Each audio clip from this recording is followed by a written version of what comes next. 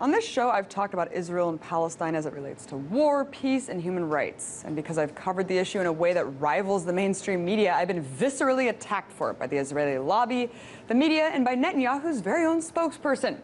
All of this for simply providing the other side of the story, something that my next guest has now committed his life to.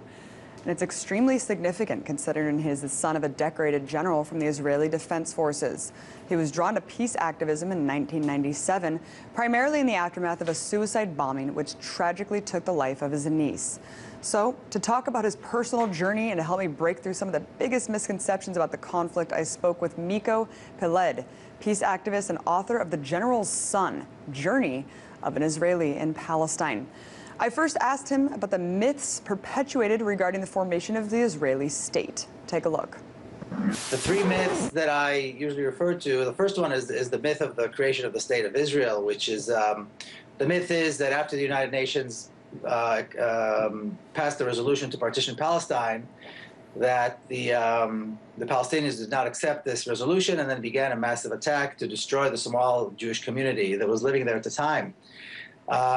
And then miraculously, within a year, the State of Israel was created and the small Jewish state prevailed and so forth.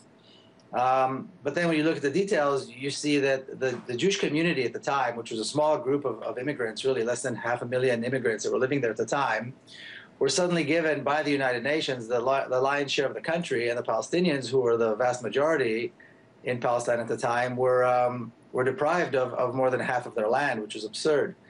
And then you look further and you see that the Jewish community had a massive militia of almost 40,000 armed men, of which my father was an officer, and there was no equivalent on the Palestinian side. There was no fighting force on the Palestinian side. And then once again, you keep looking further and you see that as soon as this resolution was accepted, the Israeli forces began a massive campaign of ethnic cleansing.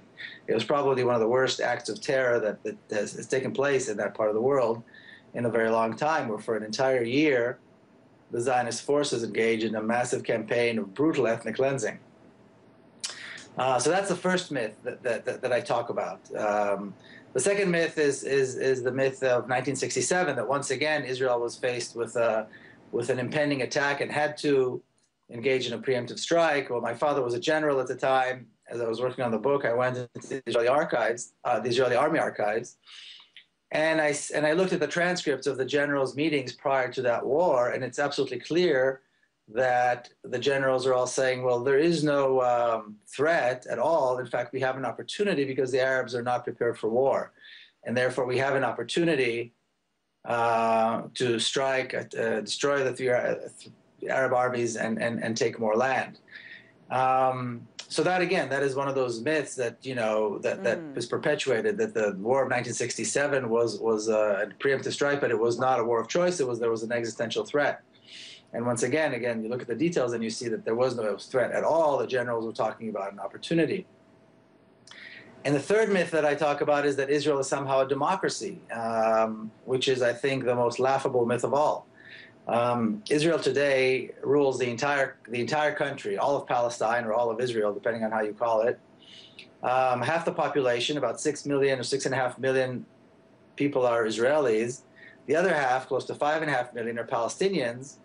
And Israel governs the Israelis and Palestinians under different laws. Right. So you have the laws that govern people like myself, Israeli Jews, who really live quite in a democracy, free to come and go as they please. Then you have the laws that govern the Palestinians, about 1.5 million of them who are Israeli citizens, racist laws, over 30 laws in the law books that discriminate against them specifically, and they live in an entire environment of racism and discrimination. And then you have Miko, I just wanted to jump in there. Yeah, we really do hear that, Israel's the greatest democracy in the Middle East. That's a really, really important point. I wanted to move on, though, because we have a lot to go over. I wanted to play you something that Glenn Beck said. I know that he's fringe, but I think that what he's going to say right here really exemplifies what a lot of people think in this country when they want to criticize Israeli government's policies, but they're scared of being labeled an anti-Semite. Let's check it out. We all know, in the quiet of our own souls, exactly what's going on here. It has nothing to do with embargoes or borders or anything else that can be solved. It's because Israel exists, and it's a Jewish state. Let's be honest with ourselves. There are some people who just can't get past that. It's the world's oldest hatred, anti-Semitism. And unfortunately, it is alive and well in our time. So there's Glenn Beck, just in regards to the most recent conflict with the Gaza and Israel, pretty much saying that it's because it's a Jewish state. I mean, it seems like right now in the discourse, political discourse, there's no distinction between Judaism, Zionism. How did it become in this country that if you simply voice dissent against the Israeli government, that it's an attack on the Jewish people? Well, because there's a hysteria here. There's AIPAC and all these other pro-Zionist or Zionist organizations in the U.S. that create hysteria. But, you know, it's funny when he says the problem, he has, in a way, he's right. The problem is the Jewish state. The problem is that if you're going to have a Jewish state in an Arab country, which is what Palestine is, where half the population is not Jewish, you have to have a racist state with racist laws and, you know, hold thousands of political prisoners and deny half the population their rights. Otherwise, it wouldn't be a Jewish state.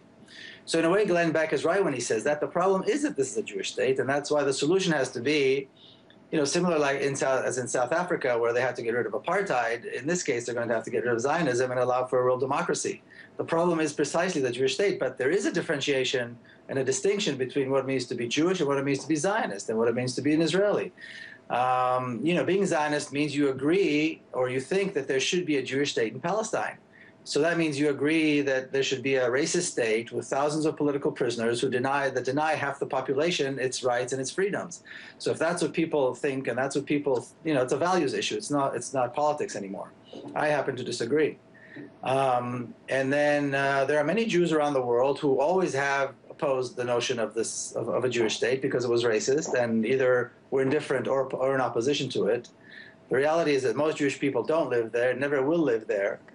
And even, you know, after the state was created, and this was several years after the Holocaust, most Jewish people preferred not to go there, not to live there. So, you know, equating Israel with all of Judaism is of course another one of those myths. And if criticizing Israel is anti-Semitic, then I would ask, well, what is it when you support a state that is a racist state? What does it say about you if you support a state that holds thousands and thousands of political prisoners only because they're Palestinians? Not, you know, most of them have not engaged in violence. What does it mean about you when you support a state that intentionally drops bombs and kills children in Gaza, knowing full well that they're going to kill innocent civilians, including children? So I think it's important to set the record straight on this issue. If opposing this is anti-Semitism, then what do you call it when you support this monstrosity? Excellently put. Wow, Miko, that was great. And you know, I can't just help but think, you know, the victimization of Israel and also just it being a Jewish state and then using that to victimize a whole nother population. It's just mind-blowing to me. I wanted to get into Netanyahu. I mean, here he is. He's an extreme right-winger, the right to the right.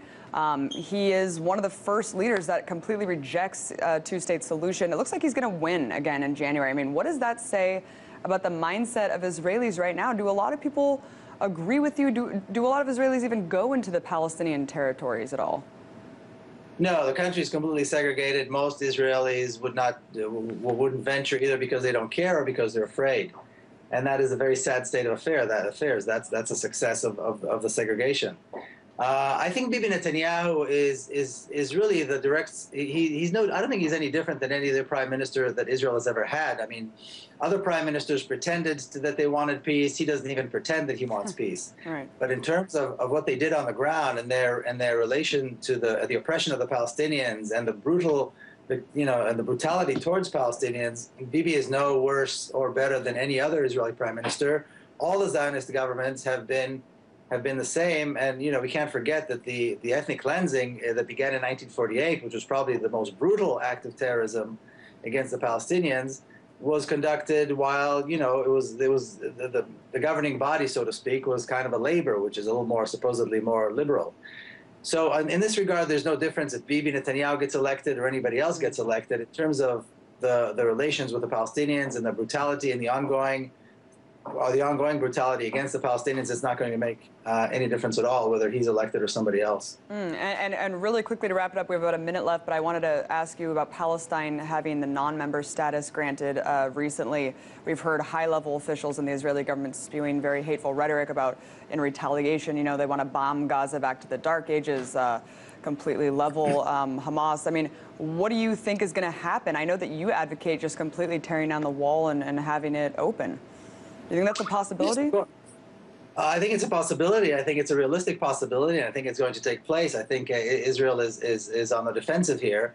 They're going to bomb Gaza, and they're going to just try to destroy the Palestinians either way. I think the vote was a positive step. I think any recognition of Palestinian rights is a positive step, is a good thing. I hope that it will lead to some actions against Israeli politicians and Israeli generals in the International Criminal Court for their crimes against the Palestinians, because this is one advantage of this recognition.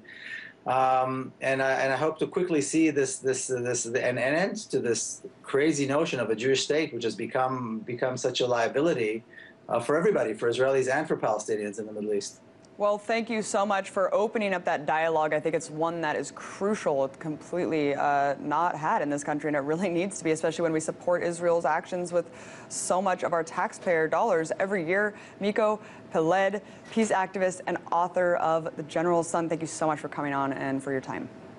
Thank you.